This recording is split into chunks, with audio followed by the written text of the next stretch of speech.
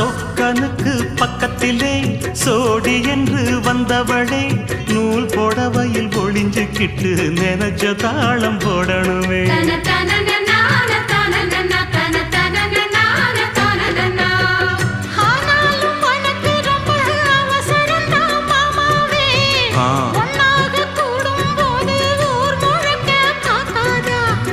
பார்த்தாலும் தவறு இல்ல பனியுறங்கும் ரோசாவே உன்னால சொத்த வச்ச மூக்குலதான் வைக்காத